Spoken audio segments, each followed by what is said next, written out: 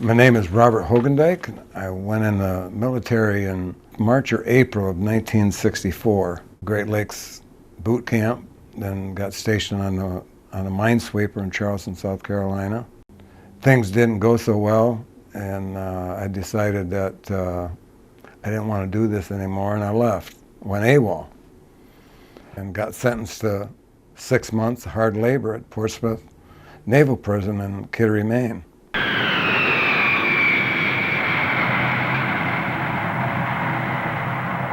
Pease Air Force Base. The Marine Corps, Portsmouth Naval Prison, met us there in a bus, made us cross our arms, hang onto the seat in front of us, close our eyes and stare at the ceiling and don't open our eyes. From Pease Air Force Base to here in Kittery, which was probably 30 minutes. As we come onto the base, I called it the Avenue, going past the colonel's house that was in charge of the prison. They informed us that in a few seconds he's going to tell us that we can open our eyes and look to the right. And he said, "See the fence?" "Yes, sir." "See the sentry posts?" "Those are Marines with guns. If you try to cross that sand perimeter, they will shoot you." At that moment I said, what in the world have I got myself into? Escorted off the bus in shackles and went up that stairway into the main office. We'd be in solitary confinement. I was on the second or third tier. Lockdown, that's that sound I was talking about when the sentry on the end would pull that handle and every cell on that tier would lock down, and that's where I was. There was no leaving. We stayed in there until we were taken to meetings, go through indoctrination, which would take a 7-day period, testing, psychiatrists, counselors, to find out what we wanted to do, what we wanted to make of our lives. I wanted to go back to duty and fulfill my obligation. It was my choice. Mm-hmm. It was my choice, either this way or that way. Yeah. And it's like life now. Informed of some jobs that I could do, working in the clothing factory, the shoe factory, the mess hall, kind of job I was going to get on my psychiatric evaluation. People with attention deficit, they start things and they get something else will take your attention, and then you go in another direction. And I never finished anything that I started. Well, they taught me how to finish something. Because of my attitude and my desire to get back to the service and fulfill my obligation, they gave me a 1A card, which was a trustee, and I was assigned to the Colonel's Greenhouse. Like I said, I was in the Navy, but I was raised by the Marines. Their responsibilities was to make sure everybody was going where they're supposed to go. As far as rehabilitation, I don't think that they had a whole lot to do with it. They were there mostly to guard, protect themselves and the prisoners. There was areas that was completely off limits. I could go to places that some of the other prisoners couldn't because I was a trustee, and I could travel by myself. The other prisoners had to, I believe it was either 5s or 10s that they had to travel in. If you wanted to go to the library in the evening, well, you had to take either 5 or 10 guys with you and go to the library. You just couldn't go up there by yourself. We called it the dungeon or the bunker. If you wasn't submissive and you was a troublemaker, that's where you went. The wards went out to the east and the west from the main building. There was 150 some people in each particular ward. There's an open bay. In the evening they would open one cell block up on one floor, and we could go down to the end, take a shower and clean up, and then escorted back to our cell block.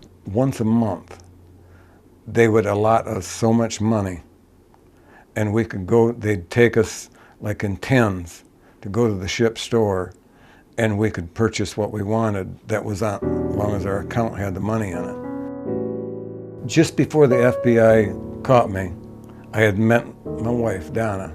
I knew she was the one, but she didn't know I was AWOL. We had dated a couple times, but she had no idea what was going on. I wound up working for a cream line dairy in Flint, Michigan. And I was that's where Donna thought that's what I was doing. And so the FBI caught me in that delivery truck and captured me and took me to the city of Flint City Jail and notified the Navy that they had captured me. And I had one phone call. So I called the house, and her mother answered the phone, and I told her who I was. She was very polite, and I told her what had happened and what was going on. So Donna come home from work. She talked to her and told her that I was AWOL from the Navy and that he wants you to come down to the city jail and see him. So to my surprise, she came. I told her that I was going to Great Lakes Brig, and I wrote her letters while I was there waiting on my special court-martial, and she said she wanted to come and see me. So it was Palm Sunday of 1966. She came and visited me at the brig. She came in and we talked a while, and we couldn't touch each other. And I asked her at that point if she'd marry me, that I loved her, and would she marry me? And she looked at me in disbelief and then screamed. And then a Marine Guard come over, wanted to know if I had harmed her in any way. And she said, no, everything's okay. And she said yes. We wrote letters back and forth from the brig there in Great Lakes. And then when I got to Portsmouth, we wrote almost every day. When I got out of Portsmouth, transportation strike. The airlines was on strike. The Amtrak was on strike. So we were able to get a Greyhound bus and take it to, my friend lived in, I believe it was Middletown, Connecticut. And we went there, and my wife, my fiance, got a hold of my parents, and they drove to Connecticut, and then to get us, because she thought I was up to no good. We got married that November of the same year, and been 49 years this year. And then it was a few weeks later I left and reported to the USS Swerve in Charleston, South Carolina. And I got on a ship with an outstanding commanding officer. He had my records and knew all about me, and that if I wanted to make something of myself, he was there to help me in any way he could. And he fulfilled his promise.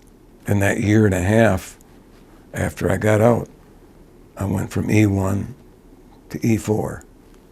And I never thought that would ever happen. I can't say anything bad about the military from Portsmouth to the end of my enlistment. There's nothing I can say bad about them. They did what they were supposed to do, and I did what I was supposed to do.